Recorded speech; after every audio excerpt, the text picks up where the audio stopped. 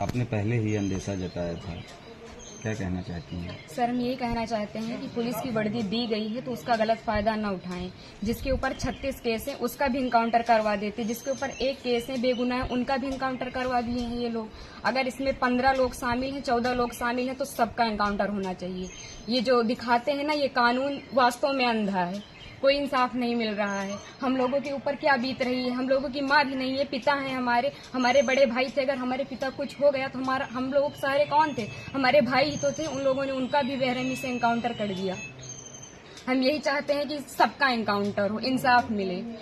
इस सरकार में हम अभी तक तो सरकार के खिलाफ कुछ नहीं बोल रहे थे, लेकिन वास्तव में जो हो रहा है बहुत गलत हो रहा है। ये नहीं होना चाहिए, चाहे फिर इसमें विपक्षी पार्टी हो या फिर कोई भी हो, कोई भी नेता हो, जो करवा रहा है बहुत गलत करवा रहा है। हम लोगों को इंसाफ मिलना चाहिए, ऐसा नहीं होना चाहिए था। जो किए हैं बहुत गलत किए हैं। भगवान तो उनको सजा देंगे ही, लेकिन उनको भी सजा मिलनी चाहिए कानून की तरफ से। अगर कोई गुनाह करता है तो उसकी सजा कोर्ट देता है, ना कि पुलिस ऐसे इनकाउंटर कर देगा। आपके भाई का क्या स्वभाव था, किस तरह से, कैसे आप लोगों के बीच में रहते थे वो? सर, हमारे भाई का स्वभाव एकदम सरल था, पढ़ने लिखने में भी अच्छे थे।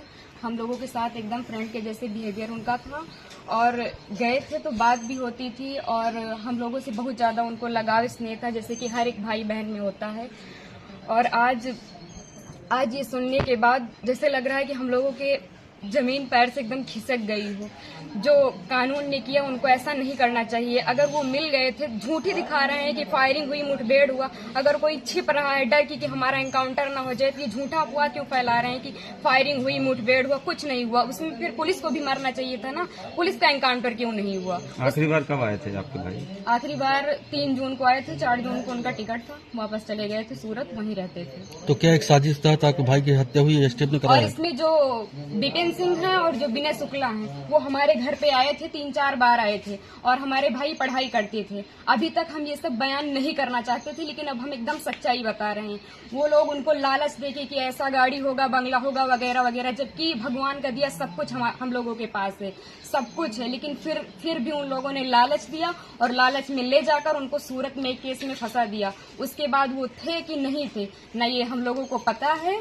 ये तो सिर्फ जिन लोगों ने करवाया उनको पता है, विपिन सिंह और विनय शुक्ला को, और या तो भगवान को पता है वो सच था कि झूठ था। अब तो इनकाउंटर कर ही दिए हैं, जीवित तो कर नहीं सकते हमारे भाई को।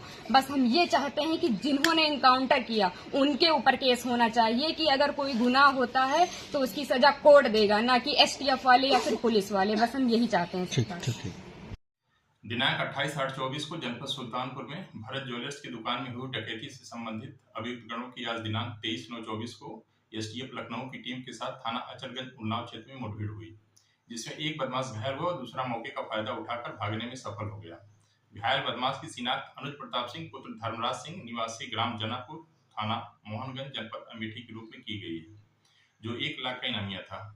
घायल बदमाश को प्राथमिक उपचार हेतु 108 एम्बुलेंस के माध्यम से सरकारी अस्पताल में भेजा गया, जहां से उसे प्राथमिक उपचार के बाद जिला अस्पताल उन्नाव भेजा गया। जिला अस्पताल में अभियुक्त को चिकित्सक द्वारा मृत घोषित कर दिया गया। जिला फील्ड यूनिट की टीम व थाना अचलगंज पुलिस द्वारा अग्रिम विधिक कार्रवाई की जा रही है।